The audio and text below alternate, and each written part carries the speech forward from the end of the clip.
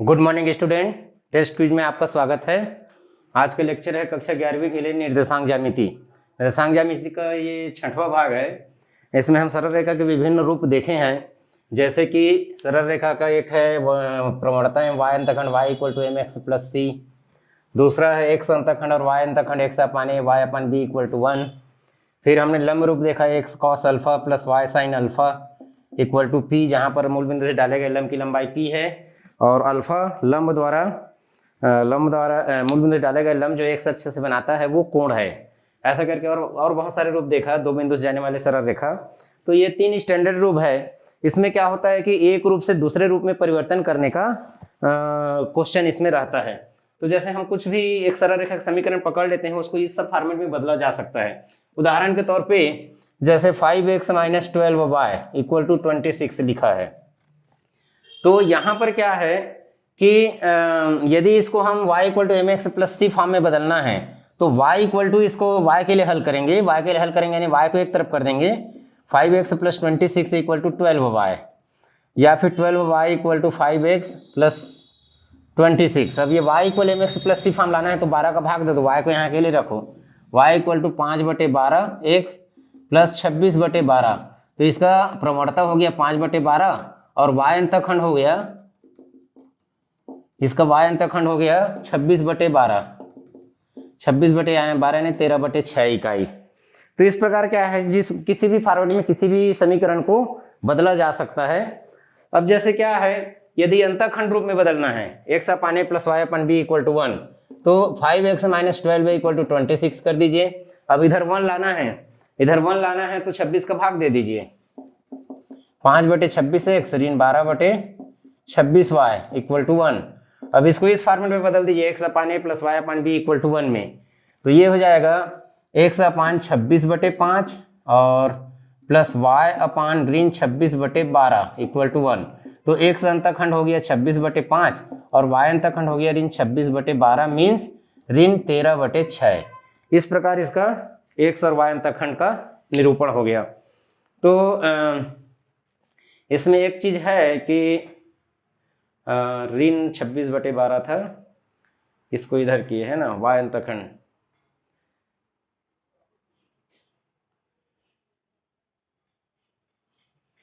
तो देखिए यहाँ पर 26 से भाग दिए तो ऐसा हुआ 13/6। इसमें दोनों में अलग अलग क्यों आ रहा है? y equal to mx plus C, y equal to mx plus C, तो x upon a plus y upon b। अच्छा यहाँ पर मिस्टेक है, सॉरी। दोनों में अंतखंड अलग अलग आ रहे हैं। देखो ये y अंतखंड यहाँ पर 13/6 बोले थे, यहाँ ऋण आ रहा है। तो मिस्टेक ये है कि 26 को जब इधर लाए हैं तो मिस्टेक किए हैं। देखिए यहाँ क्या है, 5x ऋण 12y बराबर 26 ऐसा लिखा हुआ है। और जब हमने क्या किया और अंतखंड रूप में बदला तो इसको प्लस 26 लिख दिया मानिए ऐसे करके। देखिए अब इसको मैं थोड़ा सा बता रहा हूँ, जो क्वेश्चन में उठाया था ये वाला क्वेश्चन नहीं था, मानिए इसके इधर 26 है, यहाँ पर मिस्टेक है। वहाँ पर यदि सही मानेंगे तो, यदि हम इसको देखिए इसको मानेंगे तो यहाँ पर मैं ऐसे करके 26 लिखूंगा तो यहाँ सही माना जा सकता है ऐसे। यहाँ पर मिस्टेक है, ऋण 12y को इधर लाएंगे तो 26 को इधर लाएंगे तो ऋण होगा नहीं ऐसे, तो यहाँ ऋण होगा, तो यहाँ ऋण होगा, तो ये ऋण हो जाएगा ये ऐसे। देखिए क्या है, एक बार हमने उसी क्वेश्चन को लेकर के अंतखंड में बदला तो y अंतखंड इतना है, यहाँ पर लिखा था तो इतना आया, तो ये मिस्टेक पकड़ में आ जाता है। ठीक है, यदि आप अलर्ट रहेंगे, अभी मैं 2 बार इसी क्वेश्चन को अलग अलग विधि से बनाया, दोनों में अलग अलग आया, तो इसमें गलती था। 12y को इधर ले गए तो 26 को इधर लाऊंगा तो ऋण होगा। ठीक है, तो ये क्या हो गया, ये अपना x अंतखंड y अंतखंड हो गया। यदि लंब रूप में बदलना है किसी समीकरण को, जैसे मान लीजिए 7x plus 24y equal two plus 25 है, मान लीजिए प्लस 25 इसलिए ले रहा हूँ कि इसमें भी यदि इक्वल के बाद माइनस आता था ना तो माइनस का पूरा करती है, 1 लाना ही पड़ेगा, इसमें 1 लाना ही पड़ेगा। अब यहाँ पर क्या है, जैसे मैं यहाँ पर इसको प्लस लिख दिया इसलिए कि जब लंब रूप में बदलेंगे तो पहले कांस्टेंट पद को इक्वल के बाद करना होगा। तो ये हो जाएगा 7x plus 24y equal to minus 25। फिर यदि हम इसको लंब रूप में बदलना है, जैसे इस सरल रेखा पर मूल बिंदु से डाले गए लंब की लंबाई निकालना है और लंब x अक्ष के साथ कितना कोण बनाता है ये निकालना है, तो हमको इसको पॉजिटिव करना होगा। इसको हमको क्या करना पड़ेगा, पॉजिटिव, तो ये हो जाएगा -7x - 24y इक्वल टू 25। अब x और y के सामने में जो है उसका वर्गों का योगफल का वर्गमूल का भाग देने पर ऐसा लिखते हैं, -7² plus -24y² equal to 49 plus 576 24 का वर्ग, तो ये हो जाएगा 620 49 576, तो 9 6 15 और ये हो जाएगा 12 625, तो 25 आ गया। इसका भाग देंगे, भाग देने पर लिखेंगे तो ये हो जाएगा -7/25x और -24/25y इक्वल टू 1 हो जाएगा। तो ये हो गया x cos alpha plus y sin alpha equal to 1। तो मूल बिंदु से डाले गए लंब की लंबाई, मूल बिंदु से डाले गए लंब की लंबाई p इक्वल टू 1 है और cos alpha equal to cos alpha -725 है, sin अल्फा -24/25 है।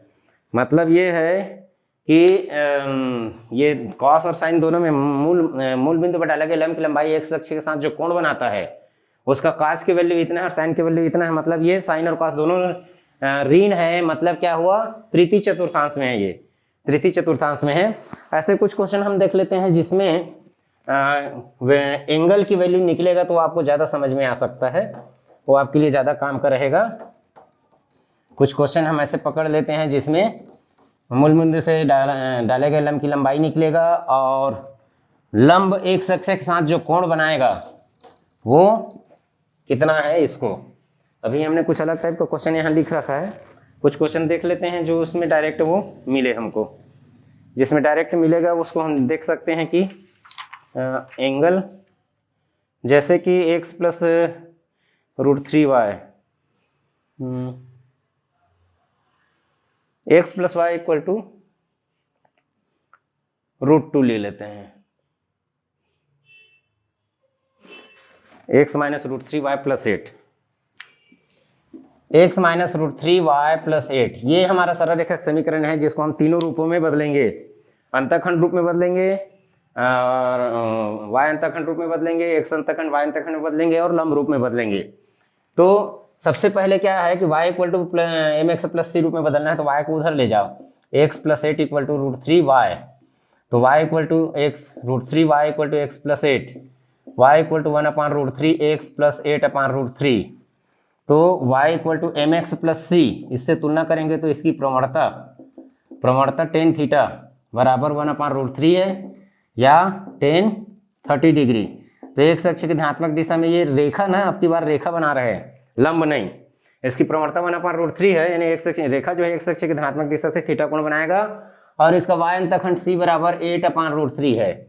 इसको अंतःखंड रूप में यदि बदलना है तो 8 को पहले पक्षांतर कर देते हैं, 8 माइनस √3y इक्वल टू -8। अब x upon a plus y upon b equal 1 form में यदि बदलना है तो इक्वल के बाद 1 आना चाहिए, तो -8 का डिवाइड कर देते हैं, x अपान -8 और -√3y अपान -8 इक्वल टू 1, तो x अपान -8 प्लस y अपान 8/√3, √3 को हमने नीचे में ले आया इक्वल टू 1, तो x अंतःखंड -8 है और y अंतःखंड 8/√3 है। ऐसे ये y अंतःखंड हो गया। यदि इसी को लंब रूप में बदलना है तो लंब रूप में बदलना है तो जो इक्वल के बाद हमने अचर पद को ले गया है उसको 1 पॉजिटिव करना है, सबसे पहले 1 नहीं लाना है, पॉजिटिव करना है, तो ये -x plus √3y equal to 8 हो जाएगा। अब x और y के सामने में जो अंक है उनके वर्गों का योगफल का रूट का भाग देंगे, तो √1 + 3 मीन्स 2 आ गया, इसका भाग देंगे, इसका भाग देंगे इस समीकरण में। ये जो परिवर्तित रूप है जो इक्वल के बाद में प्लस है उसमें, इसमें नहीं, इक्वल के बाद प्लस है उसमें यदि हम 2 का भाग देते हैं तो -1/2x plus √3/2y equal to 4 हो गया। अब इसको cos अल्फा के बराबर लिखना है और इसको sin अल्फा के बराबर, तो cos की वैल्यू 1/2 आ रहा है और sin की वैल्यू √3/2 आ रहा है, तो ये 60 डिग्री के करस्पॉन्डिंग है, 60 डिग्री π/3 का। लेकिन x माइनस में और y प्लस में है तो कौन सा चतुर्थांश जाएगा, द्वितीय चतुर्थांश, तृतीय में दोनों माइनस होते हैं, चतुर्थ में x प्लस होता है y माइनस, तो कॉस थीटा प्लस माइनस में तो द्वितीय चतुर्थांश का 60 अंश का मान 120 अंश होता है, तो 2π/3 इसको लिख सकते हैं x cos 2π/3 plus y sin 2π/3 equal to 4। तो लंब जो है, लंब की लंबाई 4 है और लंब x अक्ष से अल्फा यानी 2π/3 का कोण बनाता है। लंब ना, इसमें देखिए इसी प्रश्न में हमने बताया था कि ये रेखा है, रेखा 30 अंश का कोण बनाएगा, लेकिन इस पर जो डाला गया लंब है वो क्या करेगा, 160 अंश का कोण बनाएगा। जैसे इसको ट्रेसिंग करना चाहें, इसका चित्र बनाना चाहें इस सरल रेखा का, y 0 करेंगे तो x बराबर -8 ऐसे करके जाएगा, x बराबर -8 और x 0 करेंगे तो ये पॉजिटिव आएगा, ऐसा टाइप के ये जाएगा। तो एक अक्ष की धनात्मक दिशा में रेखा जो है 30 अंश का कोण बनाएगा, लेकिन इस पर जो लंब डालेंगे वो एक अक्ष के साथ 120 अंश का या 2π/3 का कोण बनाएगा। ऐसे करके इस रेखा का डिटेल है और इसको विभिन्न रूप में हमने परिवर्तित किया तो ऐसे प्राप्त हुआ। तो किसी भी सरल रेखा को किसी अन्य रूप में बदलना बहुत आसान होता है। आगे हम कुछ इनके बीच का कोण निकालना और ये डाले गए लंब की लंबाई का भी हम प्रश्न देखते हैं। आगे जाकर आप देखेंगे किसी बिंदु से किसी सरल रेखा पर डाले गए लंब की लंबाई का अलग से सूत्र होता है, उससे हम इसका कैलकुलेशन कर सकते हैं। लंब की लंबाई निकालने के बहुत सारे तरीके हैं। इस प्रश्नावली में चूंकि ऐसा दिया हुआ है तो आप इसको प्रैक्टिस में होना चाहिए, ऐसा भी पूछ सकते हैं। ये सरल रेखा का लंब रूप से भी लंब की लंबाई निकलता है और किसी बिंदु से किसी सरल रेखा पर डाले गए लंब की लंबाई का अलग से फार्मूला भी होता है, आगे जाकर इसको देखेंगे। तो देखिए इसमें जो इसमें प्रश्न दिया है उसके बारे में डिस्कस कर लेते हैं। हमने जो लिखा है ये बीच के कोण निकालने वाला और लंब रूप में बदलने वाला खासकर है। अभी हमने तीनों रूप में बदलने का तरीका बता दिया, तीनों रूप में बदलने का तरीका बताया था। देखिए कौन सी रेखा मूल बिंदु के निकट है बोला है, कौन सी रेखा मूल बिंदु के निकट है, पहला प्रश्न। तो दोनों को हम क्या करते हैं, लंब रूप में परिवर्तित कर देते हैं। लंब रूप में परिवर्तित करने के बाद क्या करेंगे कि डाले गए लंब की लंबाई p और p2 दोनों के निकलेगा, जिसका कम रहेगा उसको हम क्या करेंगे, मूल बिंदु के निकट है कहेंगे। तो 3x - 4y इक्वल टू -4, तो इसको पॉजिटिव कर लेते हैं, -3x plus 4y equal to 4, √3 -3 का स्क्वायर प्लस 4 का स्क्वायर मीन्स √9 + 16 यानी 25 यानी 5 का भाग देंगे। तो ऋण 3/5x धन 4/5 y इक्वल टू 4/5। तो इसके लिए P1 बराबर 4/5 आ गया। सर ये जो सरल रेखा है एक, पहला प्रश्न क्रमांक 1 का 1 में जो पहला रेखा है वो मूल बिंदु से 4/5 की दूरी पर है। और दूसरी रेखा देख लेते हैं 4x - 3y इक्वल टू -12, ये माइनस आ गया तो माइनस का मल्टीप्लाई कर देते हैं, -4x + 3y इक्वल टू 12। अब √-4 का स्क्वायर प्लस 3 का स्क्वायर यानी फिर से 5 आएगा, इसका भाग देंगे तो ऋण 4/5x धन 3/5y इक्वल टू 12/5। तो 12/5 बड़ा है 4/5 से, तो द्वितीय रेखा है, पहली रेखा मूल बिंदु के निकट है, ये रेखा मूल बिंदु के निकट है। इसी का दूसरा प्रश्न में बोला है, इसी के दूसरा प्रश्न में बोला है देखिए कि 3 रेखा है, तीनों मूल बिंदु से समान दूरी पर है, ये सिद्ध करना है। तो इसको भी लंब रूप में बदलना है, इसको भी क्या करना है हमको, लंब रूप में बदलना है। तो पहला है 4x + 3y इक्वल टू -10 हो जाएगा, माइनस मल्टीप्लाई करेंगे, -4x - 3y इक्वल टू 10, √-4 का स्क्वायर प्लस -3 का स्क्वायर यानी फिर से 25 आएगा, 5 का भाग देंगे, 5 का भाग देंगे तो -4/5 x ऋण 3/5 y बराबर 10/5 बराबर 2। मतलब पहली रेखा मूल बिंदु से 2 इकाई की दूरी पर है। अब दूसरी रेखा को देखते हैं, 5x - 12y इक्वल टू -26 आएगा, तो माइनस को मल्टीप्लाई करेंगे, -5x + 12y इक्वल टू 26। अब √-5 का स्क्वायर प्लस 12 का स्क्वायर मीन्स 25 + 1 44, तो 169 आएगा, तो ये 13 का भाग देंगे तो ऋण 5/13 x धन 12/13 y बराबर 26/13, तो ये भी 2 आ गया।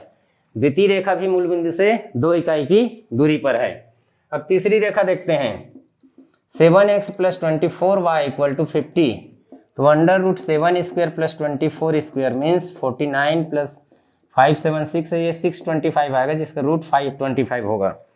625 का वर्गमूल 25, तो इसका भाग देंगे तो 7/25x धन 24/25y इक्वल टू 2, 50/25। तो तीनों रेखाएं मूल बिंदु से 2 इकाई की दूरी पर है, ये सिद्ध हो गया।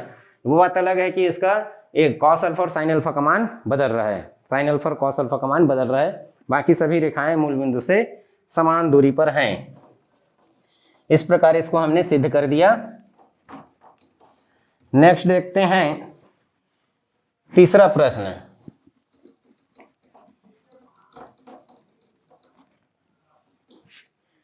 तीसरा प्रश्न है y equal to 2 minus root 3x plus 5 तथा y equal to 2 plus root 3x minus 7 के मध्य कोण ज्ञात करना।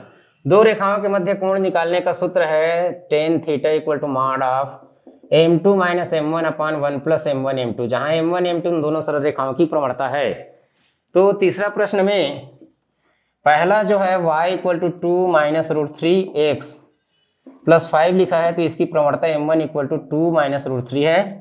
दूसरा रेखा का समीकरण है 2 प्लस रूट 3x माइनस 7, तो इसकी प्रवणता m2 है 2 प्लस रूट 3।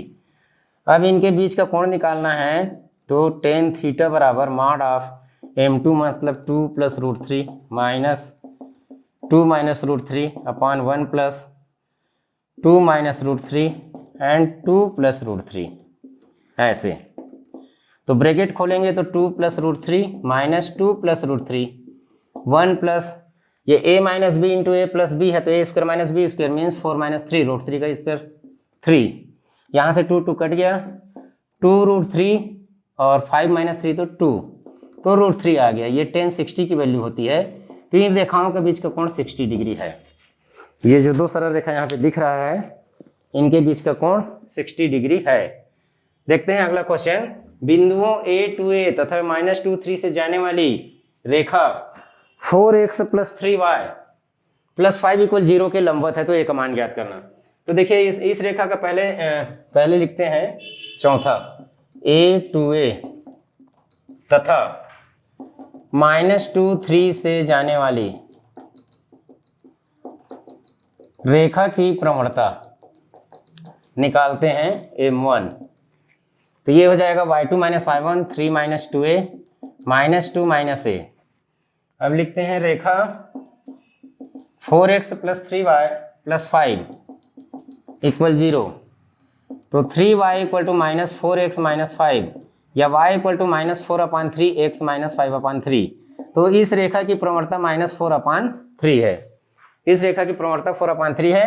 यदि दोनों लंबवत है तो m1 into m2 equal to -1 या 3 minus 2a upon minus 2 minus a into minus 4/3 equal to -1।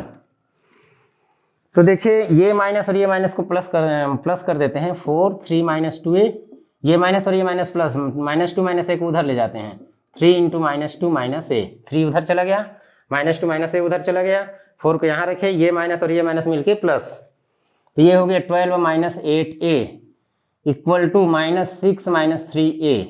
तो 8a को इधर ले जाते हैं, 12 6 इधर आएगा तो प्लस 6 माइनस 8a तो प्लस 8a माइनस 3a, तो 5a equal to 18, a equal to 18/5।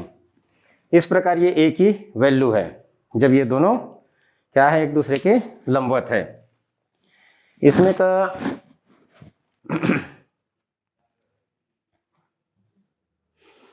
अगला क्वेश्चन देखते हैं, क्वेश्चन नंबर 5। रेखाओं के मध्य कोण ज्ञात कीजिए जिनके अक्षों पर अंतःखंड। देखिए अक्षों पर अंतःखंड दिया गया है, तो इनको अंतःखंड के रूप में सरल रेखा का समीकरण लिख करके पहले इनकी प्रवणता ज्ञात करेंगे, और उसके बाद प्रवणता ज्ञात होगा तो फिर ये जो सूत्र लिखे थे उससे हम इनके बीच का कोण निकालेंगे। पहला जो रेखा दिया हुआ है 5वां में, पहला रेखा है उसका अंतःखंड है 3 व 4, तो x/3 धन y/4 बराबर 1, 12 का गुणा करेंगे तो 4x plus 3y equal to 12, 3y equal to minus 4x plus 12, 3 का डिवाइड करेंगे तो y equal to minus 4/3 x plus 4, तो m1 इक्वल टू माइनस 4/3।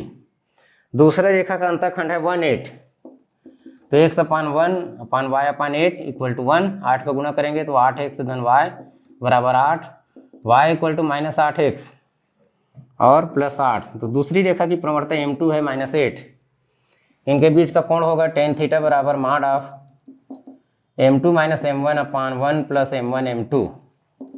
तो m2 है -8 माइनस 4 अपान 3, 1 प्लस -8 एंड -4 अपान 3 का मॉड। तो ये -8 प्लस 4 अपान 3 और प्लस 32 अपान 3, ये ऋण ऋण धन हो गया, 8 चौक 32। एलसीएम 3 लेते हैं तो ऋण 24 धन 4 और 3 धन 32 बट दोनों का बटेगा 3 को हम कैंसिल कर देते हैं। तो 20/35, ऋण 20/35, 5 से काटेंगे तो ऋण 7/5, मॉड लेंगे तो tan थीटा बराबर 7/5, मैंने एंगल थीटा है जिसका tan थीटा की वैल्यू 7/5 है। आगे देखते हैं, ये थोड़ा सबसे अलग टाइप का क्वेश्चन है।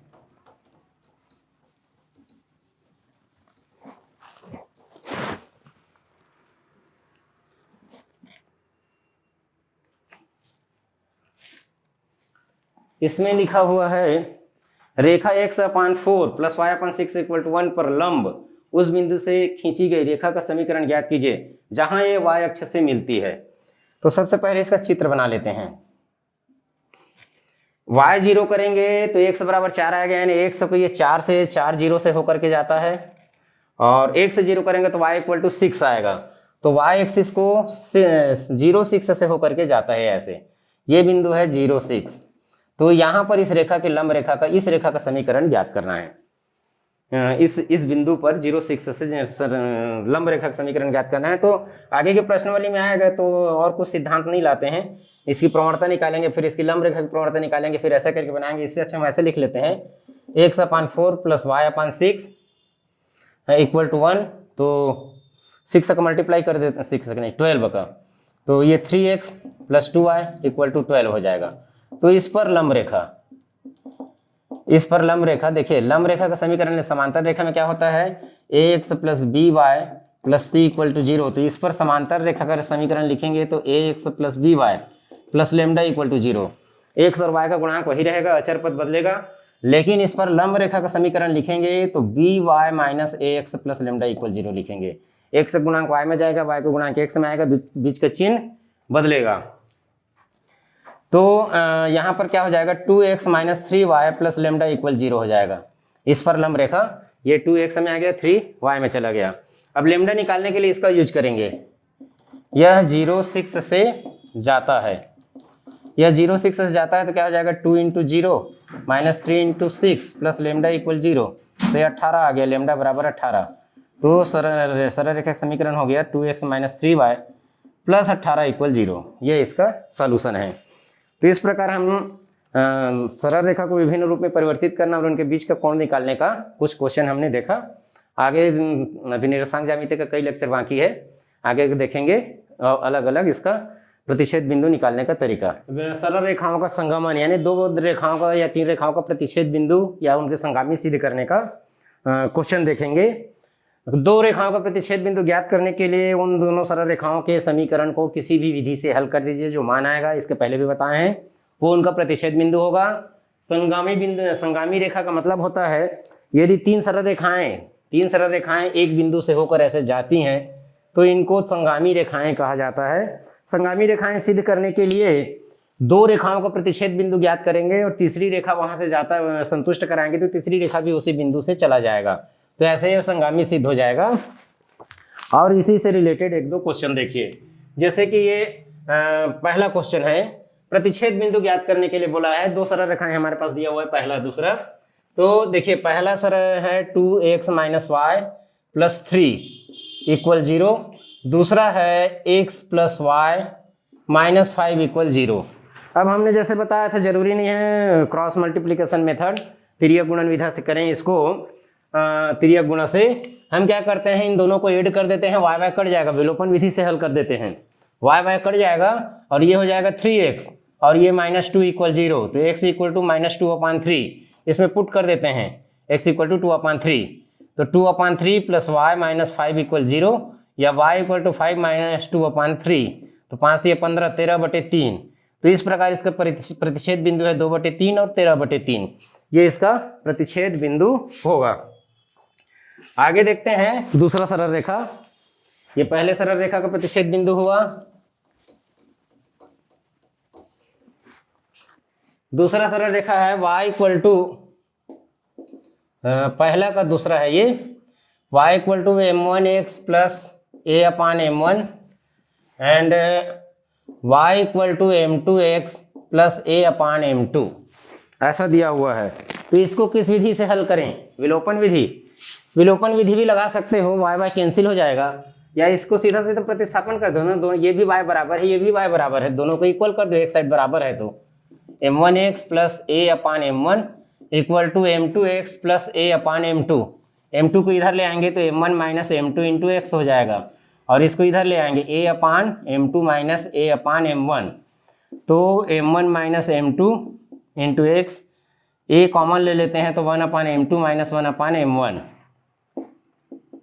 m1 minus m2 x a, m1 m2 LCM ले लेंगे तो ये m1 माइनस m2 हो जाएगा, तो x equal to a m1 minus m2 upon m1 m2 into, ये नीचे में आ जाएगा m1 माइनस m2, तो ये कैंसिल हुआ, तो a upon m1 m2 x coordinate हुआ। अब y को निकाल लेते हैं किसी एक में रख करके। y equal to m1 x है तो m1 a m1 into m2 plus a upon m1, तो ये आगे हो जाएगा, m1 तो कट जाएगा और a कॉमन लेंगे तो वहाँ a1/m2 और यहाँ 1/m1, तो इस प्रकार y इक्वल टू हो जाएगा a m1 m2, इसका एलसीएम हो जाएगा एंड m1 प्लस m2। तो इस प्रकार प्रतिच्छेद बिंदु हो गया a/m1 m2 x कोऑर्डिनेट, और y कोऑर्डिनेट हो गया a m1 plus m2 upon m1 m2। इस प्रकार ये इसका प्रतिच्छेद बिंदु हुआ। नेक्स्ट देखते हैं हम दूसरे नंबर का प्रश्न।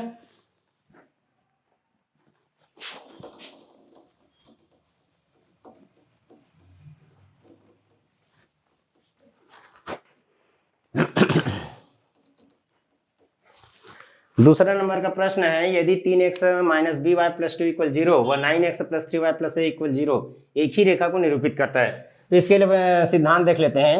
a1x plus b1y plus c1 equal 0 and a2x plus b2y plus c2 equal 0, ऐसा दो सरल रेखा का समीकरण है। a1 b1 c1 a2 b2 c2 की वैल्यू के आधार पे ये निर्धारित होगा कि ये रेखाएं कैसे होंगी।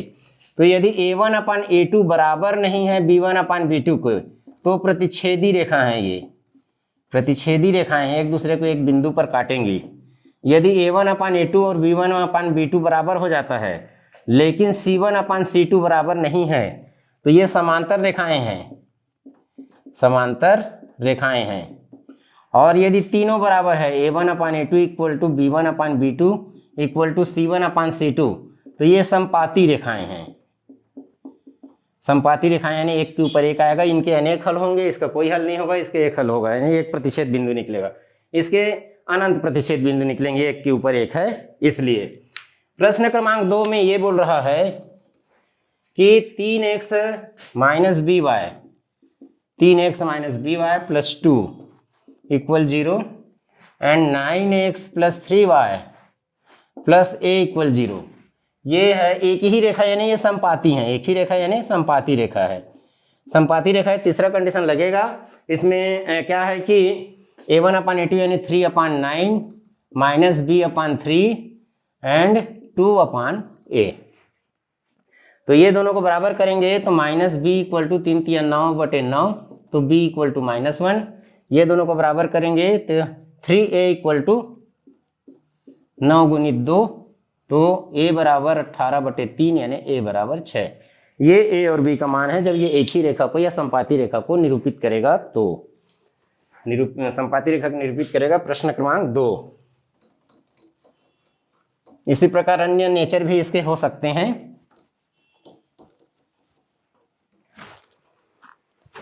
तीसरा यह है क्षेत्रफल ज्ञात करना है। तो क्षेत्रफल ज्ञात करना है प्रतिच्छेद बिंदु ज्ञात करके हमको करना पड़ेगा x प्लस वाई माइनस 6। ये थोड़ा बड़ा क्वेश्चन हो सकता है कि तीनों को प्रतिच्छेद बिंदु ज्ञात करना है। x minus 3y minus 2 equal 0 ये रेखा है मान लो, और 5x minus 3y plus 2 equal to 0 ये रेखा है। तो तीनों को प्रतिच्छेद बिंदु ज्ञात करना है। प्रतिच्छेद बिंदु मिलने के बाद त्रिभुज के क्षेत्रफल में रखना है। त्रिभुज का क्षेत्रफल बराबर 1/2 x1 y2 माइनस y3 ऐसे करके। तो यहाँ पर देखिए प्रतिच्छेद बिंदु ज्ञात करना है तो सबसे पहले प्रतिच्छेद बिंदु ज्ञात करके हमको इरेज करना पड़ेगा। क्वेश्चन लिख दिया तो जगह नहीं है, तो इन दोनों को प्रतिच्छेद बिंदु ज्ञात करेंगे तो विलोपन विधि लगाया जा सकता है। इसमें x बराबर है, जैसे x plus y minus 6 equal 0, x minus 3y minus 2 equal 0, घटा देंगे तो ये माइनस ये प्लस, तो ये हो जाएगा x कट गया, प्लस 4y माइनस 4 इक्वल 0, तो y इक्वल टू 1। इसमें y इक्वल टू 1 रखेंगे तो x इक्वल टू 5, तो ये वाला 1 5 है। किसी भी मेथड से हल कर सकते हैं। सॉरी 1 5 नहीं 5 1 है, x 5 है और y 1 है। माइनस 6 प्लस 2 माइनस 4 होगा, इसीलिए y 1 है। ये है इन दोनों का प्रतिच्छेद बिंदु 5 1। अब इन दोनों को प्रतिच्छेद बिंदु ज्ञात करेंगे तो इसमें भी सेम है। देखिए ये माइनस 3y है, ये माइनस 3y है, तो 5x minus 3y plus 2 equal 0 and x minus 3y minus 2 equal 0, घटा देते हैं तो ये माइनस 3 प्लस 3y कट गया, 6x sorry 4x, 5 minus x 4x और ये प्लस 4 इक्वल 0, तो उधर जाएगा तो माइनस हो जाएगा, x equal to minus 1, x equal to minus 1 करेंगे तो प्लस 3 हो जाएगा, तो ये 5, तो 5x equal to sorry x equal to minus 1, तो ये माइनस 5 हो जाएगा, माइनस 5 हो जाएगा तो माइनस 3, y इक्वल टू 1 आएगा। इसमें भी देख लेते हैं, x इक्वल टू माइनस 1 रखेंगे तो minus 3 minus 1 minus 3y minus 2 equal 0, x equal to तो ये माइनस 3, तो उधर plus 3, y equal to minus 3y equal to 3, y equal to minus 1 आ रहा है। x इक्वल टू माइनस 1 आया और y इक्वल टू भी माइनस 1 आया, तो ये तो संतुष्ट हो रहा है। x इक्वल टू माइनस 1 और y का, हाँ ठीक है, माइनस 1 आ रहा है दोनों का। यहाँ पर भी यदि माइनस 1 रखते हैं, x इक्वल टू माइनस 5 तो माइनस 3, ठीक है, ये बिंदु मिल गया। अब इस बिंदु के लिए हम क्या करते हैं, इसमें 3 का मल्टीप्लाई कर देते हैं, क्योंकि यहाँ माइनस 3y है, तो 3x plus 3y minus 18 equal 0, ये हो जाएगा 5x minus 3y plus 2 equal 0, add कर देंगे अब की बार, प्लस माइनस है तो 8x और ये माइनस 16 इक्वल 0, तो x इक्वल टू 2 आ रहा है। x इक्वल टू 2 पुट करेंगे तो y इक्वल टू 4 हो जाएगा, x इक्वल टू 2 तो 10 ऋण 12, हाँ ठीक है, x equal to 2 and y equal to 4। इस प्रकार प्रतिच्छेद बिंदु हमने निकाल लिया। प्रतिच्छेद बिंदु निकालने के बाद अब एरिया निकाल देते हैं। इसको प्रतिच्छेद बिंदु का तो जो है किसी भी मेथड से हल करना इजी होता है। क्षेत्रफल आप सीखे हैं 1/2 x1 y2 minus y3 x2 y3 minus y1 plus x3 y1 minus y2 ऐसे। तो यहाँ से स्टार्ट करते हैं, x1 y1 x2 y2 x3 y3 ऐसे। 1/2 x1 means minus 1, y2 1 and y3 4, फिर x2 है 5, y3 4 माइनस 1 तो 4 प्लस 1, 4 माइनस 1 तो प्लस कर दिए हैं, x3 2 y1 minus 1 minus y2 तो माइनस 1, तो ये हो गया 1/2, ये माइनस 3 होगा, इससे मिलकर के 3 25 4 प्लस 1 5 इंटू 5, ये माइनस 2 तो माइनस 4, 25 3 28, 28 में से 4 गया 24, 24/2 तो 12 वर्ग इकाई, 12 वर्ग इकाई इसका क्षेत्रफल है। नेक्स्ट देखते हैं और क्षेत्रफल निकालने का इसमें फार्मूला है, क्षेत्रफल निकालने का और है फार्मूला।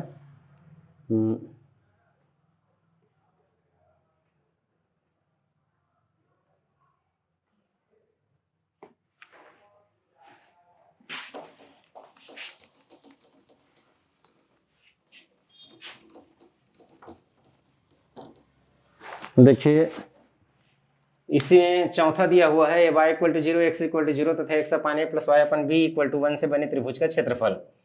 तो जैसे इसमें क्या है कि निर्देशांक से भी निकाल सकते हो, y इक्वल टू 0 यानी x अक्ष, x इक्वल टू 0 यानी y अक्ष, और x अपान a धन y upon b equal to 1 यानी x और y से a और b का अंतःखंड काटने वाला। तो x अक्ष पर a 0 का और y अक्ष पर 0 b ऐसे करके आएगा इसका निर्देशांक। मतलब ये हो गया y equal to 0, x equal to 0 हो गया, ये x upon a plus y upon b equal to 1। तो y 0 करेंगे तो x बराबर a आ जाएगा, और x 0 करेंगे तो y बराबर b आ जाएगा ऐसे। तो इसमें फार्मूला भी लगाने की जरूरत नहीं है। तो यहाँ पर समकोण त्रिभुज बन रहा है, 1/2 गुणित आधार गुणित ऊंचाई इसका क्षेत्रफल होगा। 1/2 गुणित आधार गुणित ऊंचाई मतलब 1/2 AB इसका क्षेत्रफल होगा। फार्मूला से बनाएंगे तो भी बनेगा। नेक्स्ट क्वेश्चन देखते हैं, पांचवा। बिंदु इतना का रेखा इतना में प्रतिबिंब। अच्छा, ये थोड़ा अलग टाइप का क्वेश्चन है। पांचवा, हमारे पास एक रेखा है 4x + 7y + 13 = 0। इस रेखा पर -8 12 एक बिंदु P है, ये भी रेखा है मान लो। इसका प्रतिबिंब ज्ञात करने का मतलब है कि इस रेखा पर यदि दर्पण को रख दिया जाए, इस रेखा पर दर्पण को रख दिया जाए तो ये कहाँ पर दिखेगा, इधर, ये इसका प्रतिबिंब होगा। रेखा को दर्पण मान लें तो इसका दिखने का सिद्धांत ये है कि ये यहाँ से ऐसे करके ये जाएगा, ठीक इसके परपेंडिकुलर उतनी ही दूरी पे होगा ऐसे। यदि Q P -8 है, -8 12 का प्रतिबिंब है, तो PQ AB के परपेंडिकुलर होगा, और ये यदि R बिंदु है तो PR बराबर QR होगा। जितना दूरी ये इधर है उतनी दूरी नीचे मिलेगा, और ये इसके परपेंडिकुलर होगा। ये दर्पण का सिद्धांत है या प्रतिबिंब का सिद्धांत है। तो इसमें देखिए निकालेंगे कैसे, Q को हमको निकालना है। तो एक तो Q जो है R और P का R P और Q का मध्य बिंदु है, और उसके बाद क्या है, ये इस पर लंब है। इस सिद्धांत को इस सिद्धांत से इसको हम निकालेंगे। तो सबसे पहले क्या करते हैं हम कि इसके लंबवत रेखा का समीकरण लिख लेते हैं। 4x, ये आगे ये एक्सरसाइज में है, मैं पहले से ही कई एक्सरसाइज में इसको बता रहा हूँ, अच्छा मेथड है ये इजी। 0 पर लंब रेखा का समीकरण, लंब रेखा का समीकरण लिखते हैं तो y का गुणांक x में आ जाएगा, x का गुणांक y में चला जाएगा, और बीच में ऋण चिन्ह लग जाएगा, धन लैम्डा इक्वल टू 0। एक इसका जो कांस्टेंट है वो बदल जाएगा। अब क्या है, यदि ये PQ है, इसके लंब बहुत सारे रेखाएं होंगी, उनमें से एक PQ ले लेते हैं। यदि यह PQ है तो P -8 12 से जाएगा। मतलब यदि ये PQ है तो क्या हो जाएगा, -8 और 12 से होकर के जाएगा। मतलब हम लेमडा को निकालने के लिए संतुष्ट करा देते हैं। 7 × -8 -4 × 12 प्लस लेमडा इक्वल 0। तो ये हो गया 56, 7 8 56, और ऋण में ऋण 12 × 4 48 धन लेमडा इक्वल 0। तो लेमडा इक्वल क्या हो जाएगा, 56 और 48, 8 6 14 की 4 हासिल 1, तो 104 हो गया, 104 हो गया प्लस में। तो इस प्रकार PQ का समीकरण मिल गया। जब PQ का समीकरण हमको मिल गया तो हम क्या कर सकते हैं, AB और PQ का प्रतिच्छेद बिंदु ज्ञात कर सकते हैं। AB और PQ का प्रतिच्छेद बिंदु ज्ञात कर सकते हैं।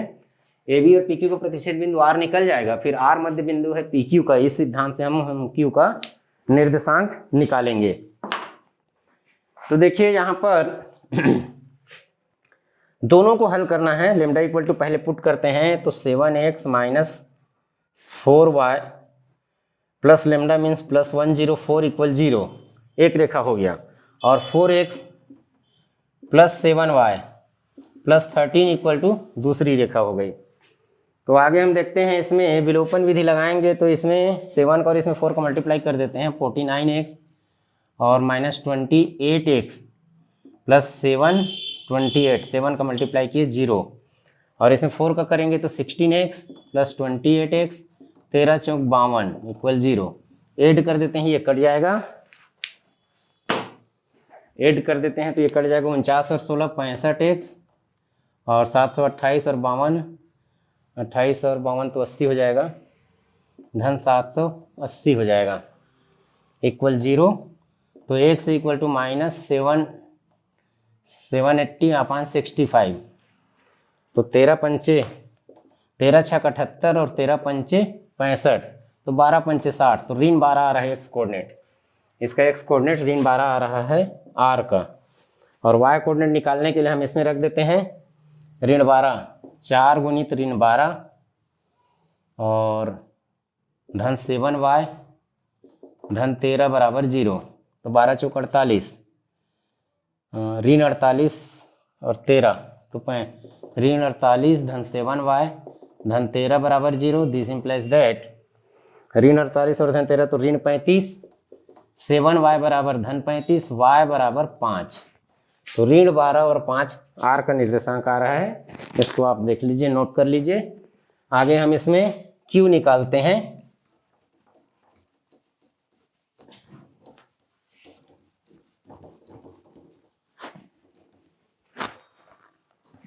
आगे क्यू निकालने के लिए क्या करेंगे, क्यू का निर्देशांक को यदि हम अल्फा बीटा मान लेते हैं, तो क्या होगा कि ये इसका मध्य बिंदु है, तो अल्फा -8/2 इक्वल टू -12, तो अल्फा -8 इक्वल टू -24, तो अल्फा इक्वल टू -24 धन 8, तो अल्फा बराबर ऋण 16 एंड बीटा प्लस 12/2 बराबर 5, तो बीटा प्लस 12 बराबर 10, तो बीटा बराबर -2, -16 -2 इसका प्रतिबिंब है। इसका प्रतिबिंब -16 -2 इसका प्रतिबिंब है। नेक्स्ट हम देखते हैं, ये तो प्रतिबिंब निकालने में इस चैप्टर का प्रतिच्छेद बिंदु निकालने का सिद्धांत यूज हुआ मेन, और अगले एक्सरसाइज में कभी आएगा प्रलंब रेखा कैसे लिखते हैं वो यूज हुआ है। आज 6 अपसंगामी रेखाएं सिद्ध करना है, बहुत सारे 6वां में 3-4 रेखाएं दिया हुआ है।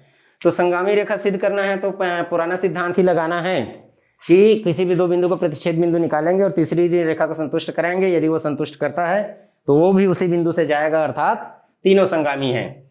तो इनमें हम सिंप्लीफाई कर किसी भी दो को चूज कर सकते हैं। पहले लिख लेते हैं, चलिए 2x हम 6 का फर्स्ट बता रहे हैं।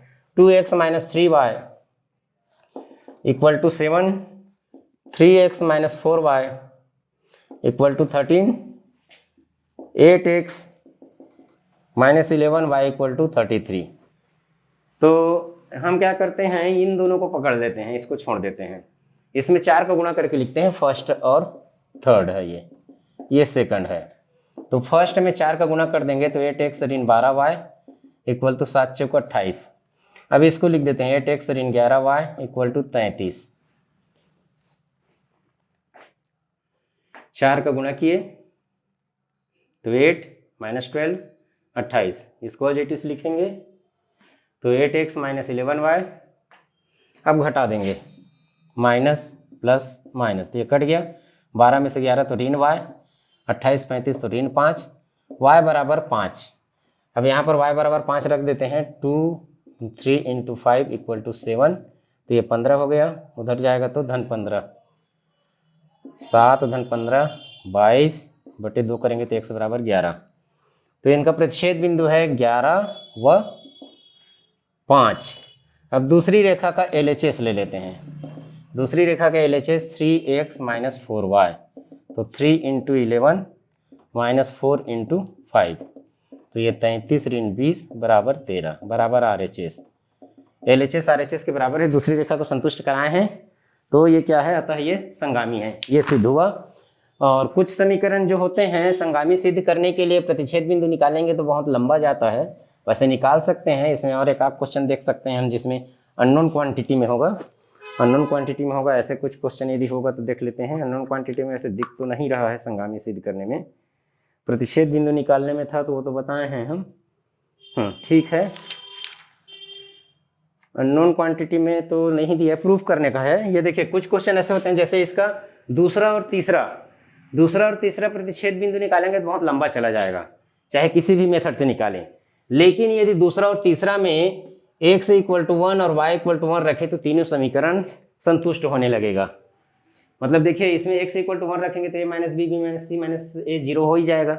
ये भी 1 1 को संतुष्ट कर रहा है, ये भी 1 1 को संतुष्ट कर रहा है। इस प्रकार क्या है कि ये क्या है, कि संपाती हैं, माने 1 1 1 से तीनों जा रहा है, समीकरण 2, तो इनका प्रतिच्छेद बिंदु 1 1 है और ये संगामी है। इसमें भी यदि x की जगह 1 और y की जगह 1 करें तो सभी समीकरण a plus b plus c plus 1 equal 0 में परिवर्तित हो जाता है। इसीलिए तीसरा भी क्या है, संगामी है और उनका संगमन बिंदु 1 1 है। अब चौथा को निकाल देते हैं, जैसे पहला को निकाले थे वैसा, x upon a plus y upon b, x upon a plus y upon b equal to 1, x upon b plus y upon a equal to 1 and x equal to y। तो इन दोनों को पकड़ लेते हैं, इन दोनों को हम पकड़ लेते हैं, प्रतिस्थापन विधि लगा देते हैं कि y की जगह x रख देते हैं, तो x upon b plus x upon a equal to 1, तो x 1 upon b plus 1 upon a equal to 1, x a plus b upon a b equal to 1, तो x equal to a b upon a plus b. ये चूंकि x equal to y है तो y भी इतना ही होगा। इन दोनों को हमने सहल किया तो प्रतिच्छेद बिंदु हो गया दूसरा और तीसरा का a b upon a plus b, a b upon a plus b. अब फर्स्ट में रखते हैं एक का LHS, एक का LHS रखेंगे तो x upon a means a b upon a plus b plus a b upon b a plus b. तो यहाँ से a कटा b upon a plus b, वहाँ से b कटा तो a upon a plus b, LCM लेंगे a plus b तो a प्लस बी या b प्लस ए, ऊपर नीचे कटेगा तो 1 बराबर RHS। इस प्रकार ये चौथी रेखा भी संगामी है करके सिद्ध हो गया। दो रेखाओं को प्रतिच्छेद बिंदु निकाला, तीसरी रेखा को संतुष्ट किया, तो तीसरी रेखा उसका संतुष्ट कर रहा है, मतलब सब तीनों एक ही बिंदु से होकर के जा रहा है, तो सभी संगामी है। सातवां क्वेश्चन है, रेखाएं 2x minus 5y plus 3 equal 0 लिख दो। चलो 5x minus 9y plus p, ये p है, इक्वल 0 तथा x minus 2y plus 1 equal 0 संगामी है, तो p का मान ज्ञात करना है। तो कुछ नहीं, तीनों एक बिंदु से जा रहा है तो इन दोनों को प्रतिच्छेद बिंदु निकालिए, उसको संतुष्ट कराइए। तो इसके लिए हम क्या करते हैं, पहला लिखते हैं 2x minus 5y plus 3 equal 0। अब विलोपन विधि के लिए x माइनस 2y प्लस 1 है तो 2 का गुणा कर देते हैं, 2x minus 4y plus 2 equal 0 और घटा देते हैं माइनस प्लस माइनस, तो माइनस 5 प्लस 4 तो माइनस y प्लस 1 इक्वल 0, तो y इक्वल टू 1। अब इसमें y इक्वल टू 1 रख देते हैं, x minus 2 into 1 plus 1 equal 0, तो माइनस 2 प्लस 1 माइनस 1, तो x इक्वल टू भी 1। 1 1 क्या है, प्रतिच्छेद बिंदु है।